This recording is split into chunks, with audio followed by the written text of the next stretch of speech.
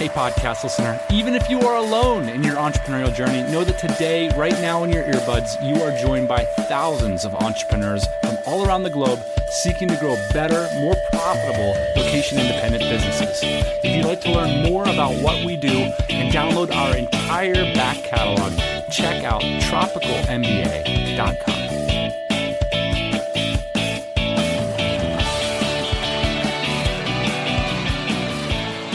Yeah, buddy, welcome to the Tropical MBA podcast. I'm Colin the Boss Man. How you doing, Boss Man? All the way in Europe. What's going on over there?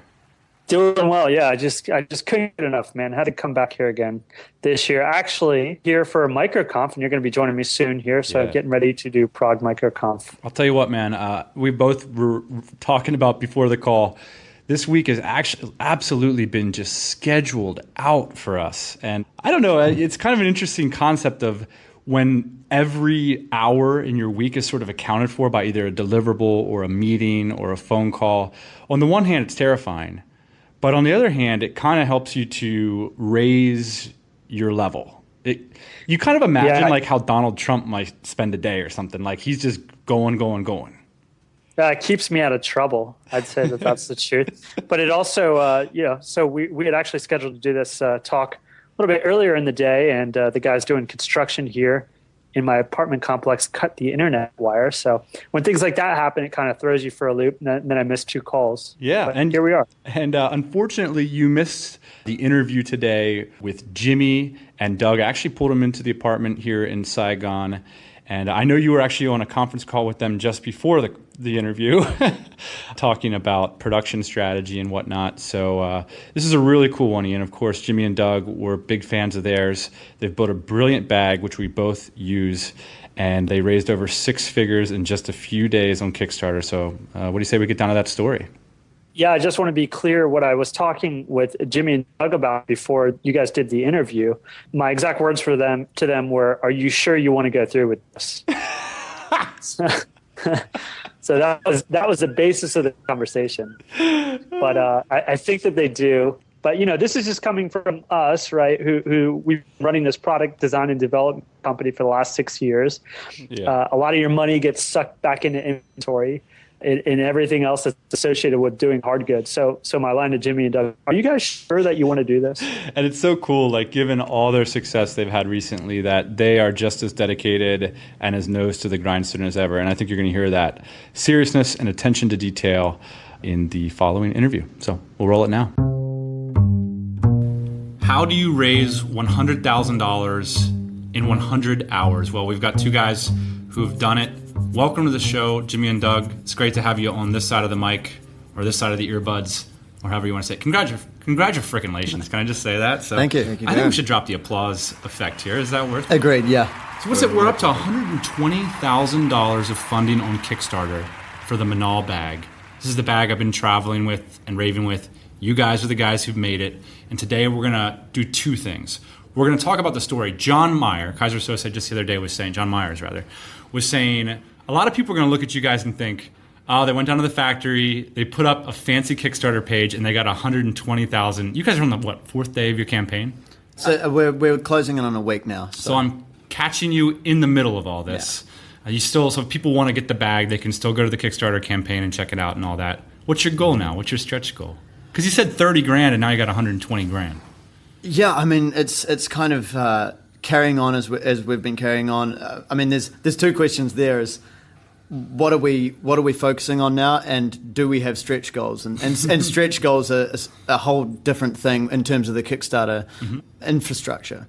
And so we've got a lot of thoughts on those. But in terms of what we're up to day to day, it really is just trying to contain the fire hose right now and catch up with what people have been throwing at us, a lot of questions, a lot of messages. So let's take away this idea of the overnight success real quick. Let's dispel that by taking a step back and talking about how you got to where you are.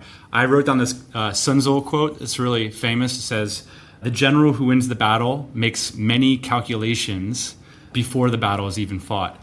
And I remember, I didn't say it, but we had dinner a few days before, and I remember thinking, these guys are going to nail this. Like they're going to, and it happened. You must have felt it too, like you were sort of on the right ship, right? Yeah, we had a good feeling about how things were going to go, but until there's this sort of audience out there that you don't know them yet. You've heard of people who have sort of committed themselves to jumping on the Kickstarter and supporting you, but there's this whole other audience out there that you just haven't really touched yet. So you just don't know how it's going to go. And we knew how much work we'd put in, but that's never like a perfect measure of how your success is going to roll out, right? So I mean, right up until the time we pressed the launch button, we were making plans for, what would we do if we were struggling to raise that 30 grand. Mm-hmm. So while we felt good about it, it was still a case of what are we going to do if everything goes to custard. All right. So how long ago did you know you were going to do the bag, and how long ago did you know you were going to do the Kickstarter? Tell me where both of these ideas germinated.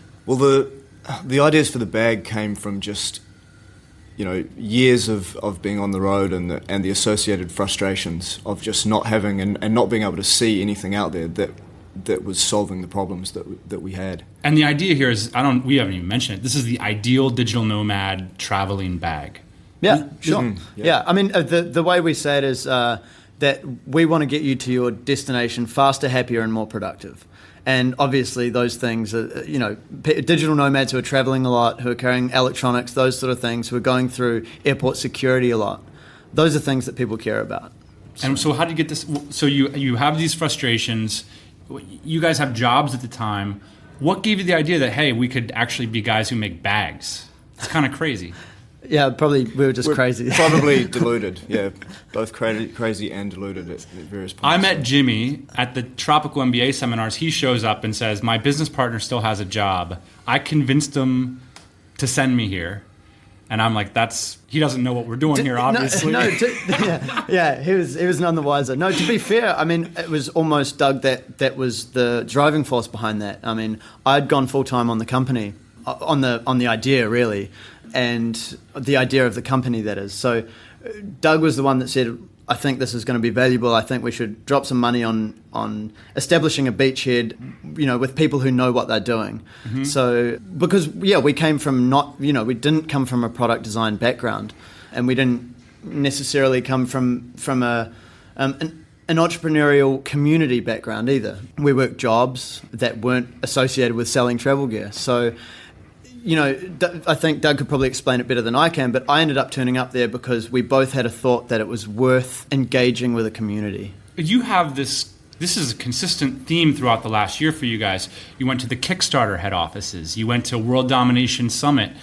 I think that's so fascinating about what you did. It's almost like the relationships first approach. Was that a plan, or was that just how you guys roll? Just friendly dudes? Or were you guys like, no, we absolutely need to know all these people? Well, I think it's a case of us, regardless of whether we're making travel gear, these are the sort of people that we want to be hanging out with, and these are the sort of events they go to. So I guess, it was kind of an easy, if we thought that we could somehow work it into whatever schedule we were trying to pull off, these are the places that we wanted to make sure we were.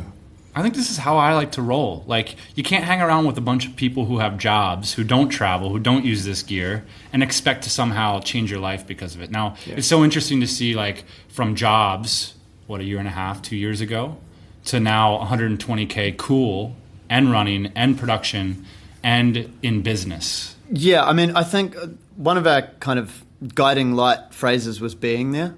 And that applied from when we were still working jobs, and we would, especially, for me working jobs in film, I had 6 months contracts, for instance, and then I would have a bit of time to then head off overseas and do some sourcing or whatever, and occasionally Doug and I would do that together. So it started then, and then it continued with going to Tropical MBA, engaging with the Dynamite Circle community. Was there a light bulb moment for you in terms of relationships? Like, you were mentioning, Chris Ducker mentioned something to you. Was that the light bulb moment, or? I think there's lots of light bulb moments throughout the process, mm-hmm. and the thing that's kept it consistent is the being there approach. So after that, engaging with the Dynamite Circle community, where we really found our home, then those guys love you. Everybody in Dynamite we love Circle. them. It's mutual. Yeah, if that's true, it's mutual. Yeah, but then our idea was to head to North America because we thought that was a key market, and we. The bag was a convenient excuse to travel around the States and Canada and say hello to a lot of people who we liked hanging out with, so... And it's all product testing, right? Yeah, it's all product testing. And there's travel. It's such an onerous thing to have to travel around test.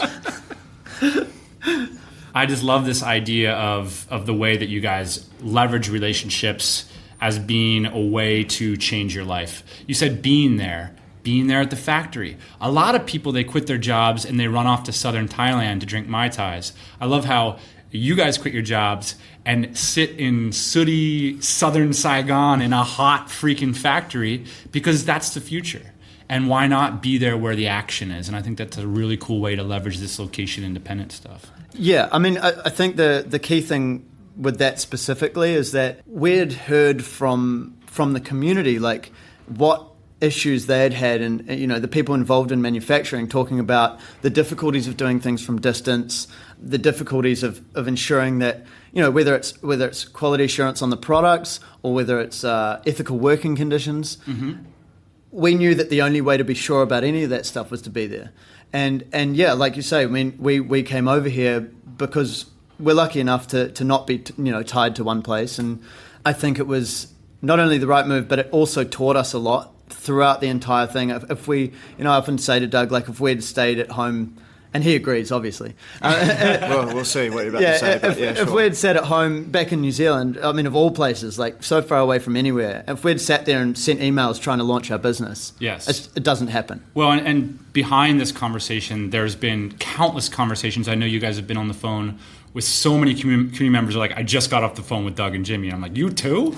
Alyssa has been working with you guys, and she's in love with what you're doing. Ian is in love with what you guys are doing, and he's been helping you, and myself as well. Countless sessions of us sitting around looking at the bag. And I think it's been so great that you guys came here to Saigon, to be honest, because there's 25 entrepreneurs that have been giving you hell about this bag for 6 months. We love it. Yeah. We love it. Yeah, you guys have been great about listening to them. We have particular tastes. So I want to talk about two things. I want to get to the Kickstarter stuff because you guys have exceptional knowledge about how this Kickstarter stuff goes. You guys did excellent research. That was the battle and the pre-planning stuff. But first, you guys went from zero on the bag stuff and on the shirt stuff, and now you have a line of shirts and you have a bag.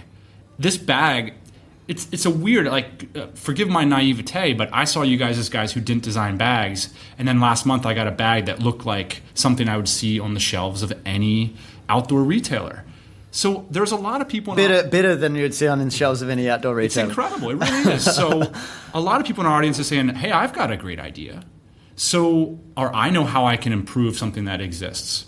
How do you go from zero to manufacturing in less than a year? So, and Doug may have something to add to this, but my initial reaction is to say, if you don't know about something, the only thing you can do is make sure you surround yourselves with the right people, and that is people who know what they're talking about, and ask the right questions and take all of the feedback on board. We don't have many skills as such, but in terms of being able to find people and just say, hey, can we have 10 minutes of your time, or can we have an hour of your time, or do you want to work with us on this? We're pretty decent at doing that. And obviously that relies on amazing generosity and willingness to work with us on things and tell us what people don't like about the bag, for example. But I'm assuming that those people might include the manufacturers, right? Because when you don't have a bag concept, I mean, you can't, what do? Sit down with a pen and paper? I'm serious. Do you have a design program, or how do you do that? Well, that's the beginning is just sketching things out. And I guess I think it would be so much more difficult to do something like this if you didn't have intimate knowledge of what the problems were. It's years of dealing with other travel products, and the bag being just the hub of your lifestyle. It's your house basically. So it intimately what works and what doesn't. So while you may not be a product designer, you kind of get a lot of that as a good starting point. So I think, if someone's wanting to launch into something like that and doesn't have the design background, they really want to know the product intimately as a consumer, at least. Let's walk through an example. We could do an apparel, but I would like to use this microphone because I'm a podcaster. I've been doing podcasting for 4 years. And I know that this mic is good, but it's not good for travelers. I would love to make a mic like this that's good for travelers. And what's interesting is I don't know how these microphones work. And I'm assuming that you guys didn't know how backpacks worked. But it's interesting to see your Kickstarter video. You're using all these advanced terminology, like you guys have been to the backpack moon and back. So I don't think there's any way to get around that, right? You have to know you have to start pulling this stuff apart and figuring out what's going on. So So how do you do that? I mean, there's no books online about how to make a podcasting microphone. There may be. Have you searched one? No, you're right, and it's hard to distill down into a soundbite. I mean, This is a long form conversation. I'm not looking for sound bites. No, I guess it's. Do you fly to the manufacturer and knock on their door and convince them to have a coffee with you? I mean, is that the next step, or is it to find some kind of product designer? I think there would be a lot of steps before that. I think it would be get out on the net, find out every type of podcast microphone there is. Get a few of them, buy them, play all. with them. Might be buy them all. You might get enough just by playing with them for a. And the thing about microphones... You guys know every single backpack on the marketplace. Every single one. You have a comprehensive knowledge about this marketplace. Happened in a year or two. And sometimes information marketers can get away from this, right? Because information lets you sort of sneak around. If you're just a travel blogger, you don't have to be the best one. You don't have to know all the travel blogs. I'm not so sure that's the case. And I think one of the interesting things about you guys starting with products is I see a lot of parallels from what we did, is that it forces you. You just can't have a subpar bag. It's going to get torn apart. Yeah. Right? And on that note, I think something that microphones and bags would share is that they more than likely both have a really passionate niche of people, especially online, that are going to be sitting around talking about them, right? Right. So I would be willing to put money on the fact that there is a forum out there where people talk about microphones, what's good about them, what's bad about them, down to the most amazing detail. And so my first step, if I was going to do a microphone, would be to find those forums and start talking to people what do you like about these mics? Why not? What don't you like? Why not? Who makes these microphones? Where's their factories? And these people will know that stuff. Yes. This is brilliant too, because this is what a lot of product designers resist because they want to protect their ideas. Whereas what you guys did that was beautiful is you let everyone take a crap on your idea, including myself multiple times. And it was awesome. You guys, like we were saying, let everybody blow chunks on you and you make sausage. You spice it and you make a sausage, you sell it back to them. You don't have to know everything. You just have to be willing to get beat up a little bit. Yeah, and that's what... For the vast majority of people, they'll see this Kickstarter campaign with a bag that we're happy with and that people who have tested it are happy with, and they won't see the many iterations that came before. And, right. and it doesn't just pop out of us fully formed like anything, right? And like you say, there are a lot of times where, man, we would bring something back from the factory thinking we'd totally nailed a certain feature, and then you and 6 other people would sit around saying, No, it looks cheap, whatever it is. All right, so I've got a napkin. I've got an idea. I'm hanging out in the forums. I kind of know what I want to do. I want to create the Blue Yeti, but I want to have a fold-down, lightweight holder. I want to add another audio option to it, and I want to make it thinner. I don't care how it looks, in other words. I want it to travel light. So how do I find a manufacturer? What's my next step? How would you guys suggest somebody go look for manufacturers? Well, I wouldn't. Yeah, that wouldn't be my first step there. I would just get online and just put myself in a vortex for a few days. Work out what are these things made of? Where does the stuff come from?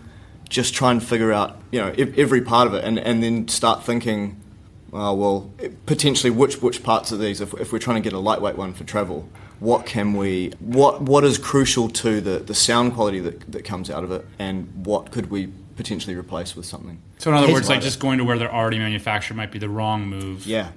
Because I think with something like that, if you just go down that path, you're kind of giving away one of your advantages, in that you're coming to something like this fresh. You don't have that.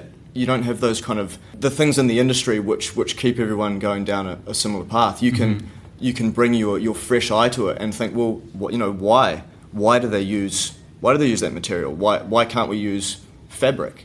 Right. And then you'll test that and find out probably why you can't use fabric.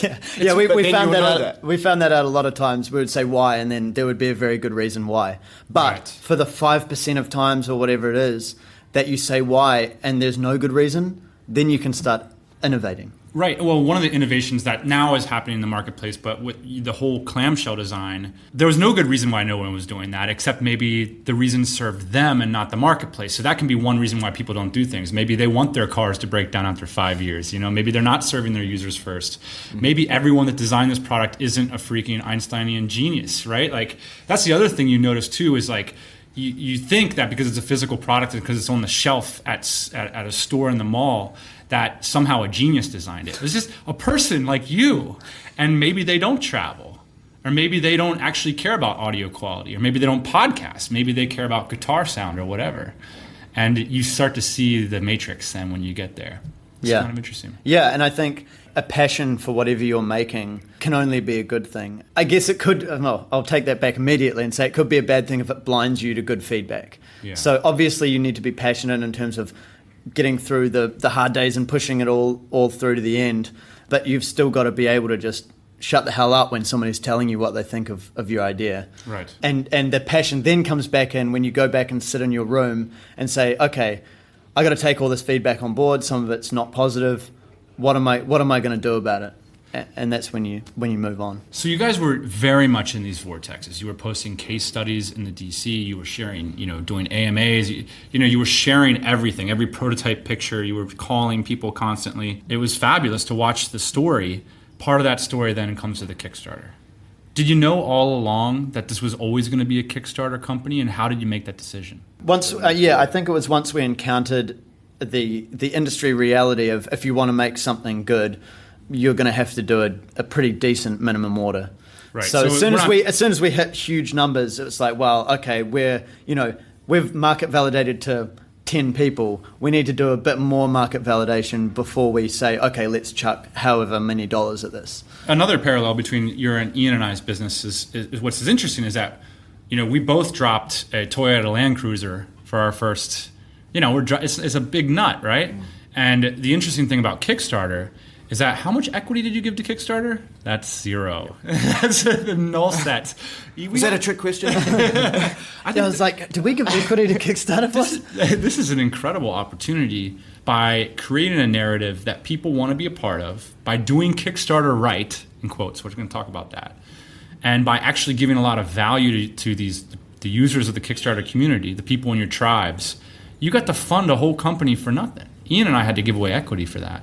And get hamstrung by loans. So I think this is absolutely fabulous. Yeah, it's a real game changer for people who can do it well. All right, so you see a lot of Kickstarter campaigns out there, over 60% fail or something like that, or 60% fail? Yeah, so 44% are successful. So okay, so let's talk about what people do wrong on Kickstarter. Can you guys give me some bullet points of how people you see out there? I know you guys are experts at this now. You see it. I'm going to put Doug on the spot by taking the easy one first. The biggest thing I think that people don't do is, and this is what everyone told us, people who had been through Kickstarter before us who we called up said, hey, by the way, the biggest thing is organize your press and your outreach before you launch. If you're on day 3 and you're like, oh, okay, man, I'm going to tell some press about this and try and find my community that's going to care. Too late, right? So, this from when we started this whole thing, we were thinking about, okay, how are we going to build momentum for it? So on launch day, you have that momentum not only to get... So what does press and outreach mean for an upstart little company? You had great photos. You had a lot of testimonials. You had beta users. Yeah. How important were the beta users to your outreach? Why would any magazine care about you guys? How did you make them care? It's more about finding the niche outlets that have a passionate community that I talked about before. So we're lucky with Bags that there's a whole subset of the media and of just people out there who really, really care about this. And they're always looking for the new product, the great new product that they think, might be the one that they can settle on, because people really care about this stuff, And so we're in a lot of ways very lucky because there's this extremely passionate niche out there who are just waiting for us to come along and say, hey, by the way, look at our cool new bag. There's a way in which you did it. I think that it wasn't selfish. It was like, we need you on board. You did need the funding. And I think the offer that you were giving to give an actual bag at less than retail price was so compelling that it didn't look like you guys were just going on there trying to make a money grab, which it absolutely wasn't. This money is going, everybody that supports the thing gets a bag unless they want to do a high five or whatever, which is cool too. That's cool. But I think that that's a key part of it as well. That it's something that you can be a part of. It was so cool to see in the DC where every $10,000 that you guys got, it was a status update. It was we're watching this on TV unfold, or watching this cool story of this product coming to life. I think that's an essential part of these things, is like you have to get people on your side. It's probably worth saying how lucky we feel every day to be part of this community or this movement or whatever it is, and that applies to both the Dynamite Circle and people out there who care about bags. We're so lucky that exists, and that we're at a time in history where that's possible.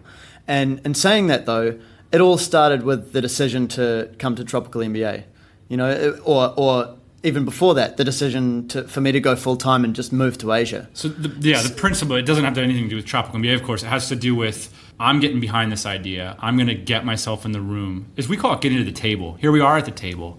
It's like, it's really tough to do things when you're away from the table. That's it. It's like people look at you like you're a little bit crazy, because if you're going down to your garage on Saturday morning to design your bag, maybe not the best thing, like especially given now the opportunity nowadays where there's garages where 10 people hang out and design bags.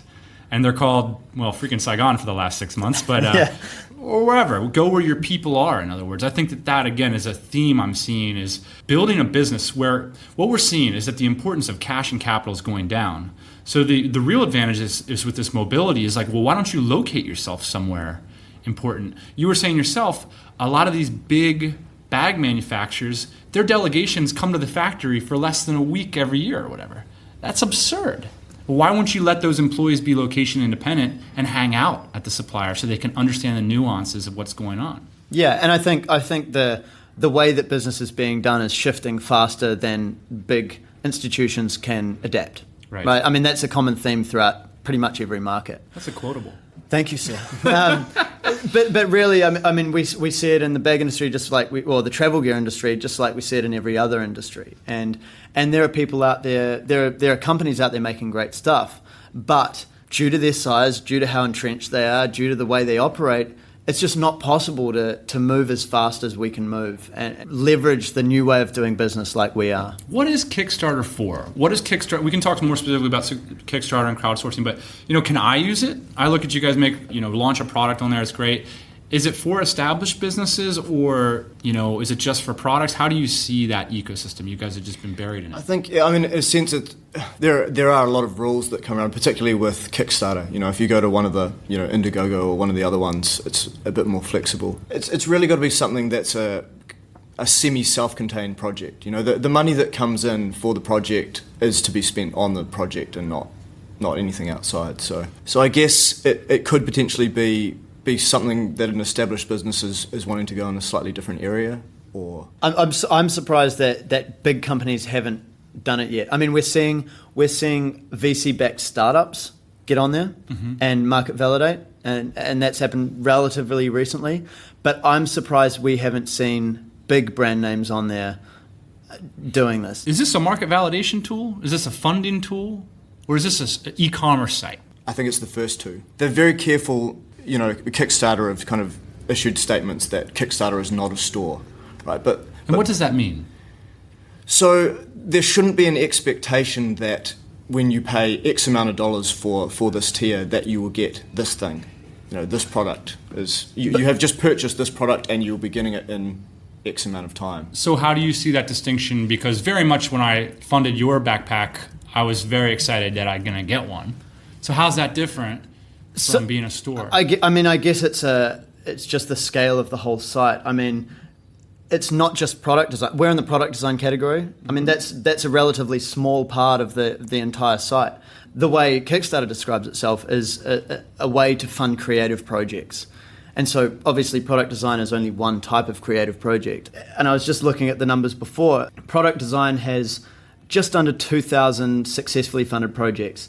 That's at like 7th on the list. And the top one is music. So people who want to say, I want to spend 6 months in the recording studio. If you want to hear that album, give me money. Exactly. So media generally focuses on product design for whatever reason. There is so much going on Kickstarter that doesn't get reported on so much that forms a much bigger part of that ecosystem. So I guess that's where Kickstarter were coming from with that blog post. This is not a store. It really is. There are a lot of people out there funding dance shows that they're never going to go to because they really like the concept. They believe in the narrative and they want it to exist in the world. Exactly. And I mean, we just funded one, I think, just before we launched, like a little. They were asking for $700 for a little like street side library in Baton Rouge, Louisiana. And I was like, that is cool. Yeah, let's give them a few dollars, you know.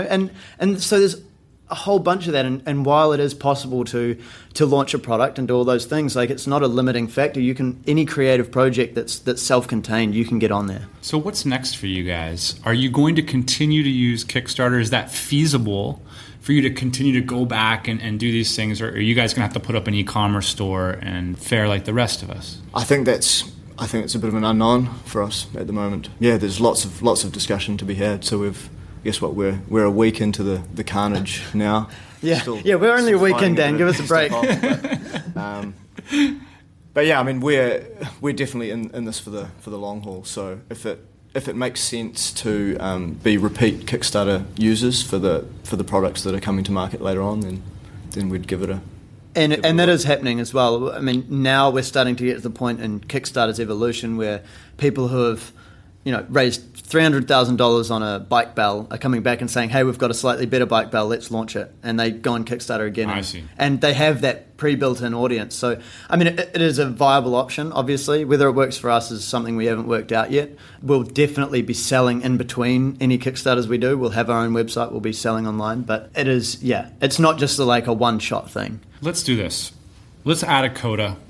We've gotten some tactics and tricks and strategies out of the way. I'm curious a little bit about psychology because you guys have demonstrated an incredible amount of professionalism and attention to detail over the past year, which is impressive. And I think that absolutely you have to be a master of your craft if you're going to make big things happen. But there's also been a lot of sort of risk-taking. Like you guys have quit good jobs, good careers, or at least Doug did. I drove ice cream trucks for a while, so... But there was no certainty in any of this. I remember hanging out on the beach with you, Jimmy. At the time it was going to be a shirt. How do you look back on this as a retrospective now, kind of thinking you got a little bit of breathing room for the first time in a long time? I mean, you're not going to take it as breathing room, but it's nice to have it if you need it. You're going to nose the grindstone and all that. But psychologically, for people in the audience thinking, man, I'd like to maybe go after my product idea, and maybe I'd like to go to the factory too and live off of nothing. You guys are very good at budgeting and keeping it tight because that's your oxygen. Keep the business alive. That's the first priority. How do you guys face this uncertainty with such coolness as you do? Whether things are being successful kind of product-wise or anything else, we're kind of living the lifestyle that we enjoy. We're hanging out with smart people in kind of exotic places.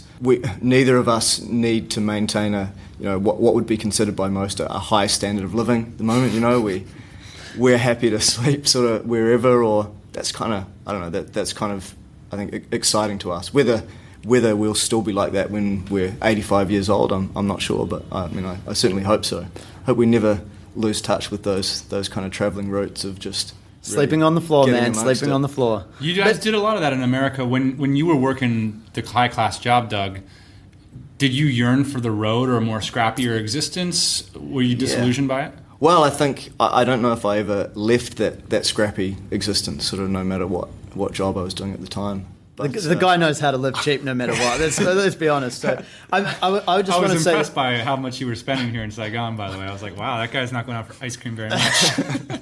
Smoothie a day, man. Smoothie a day.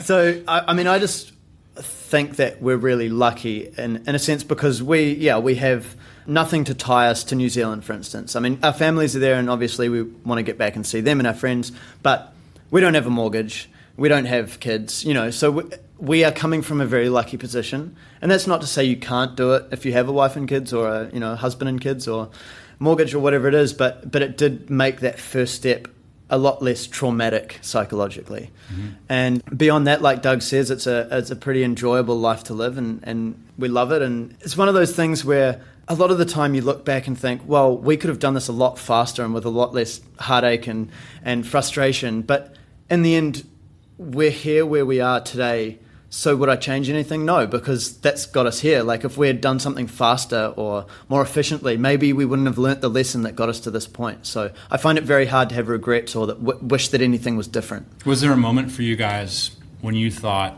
this is going to work? About 6 hours into the Kickstarter. So it wasn't until the Kickstarter that you guys knew that, all right, we're going to be entrepreneurs. We're going to make products for people.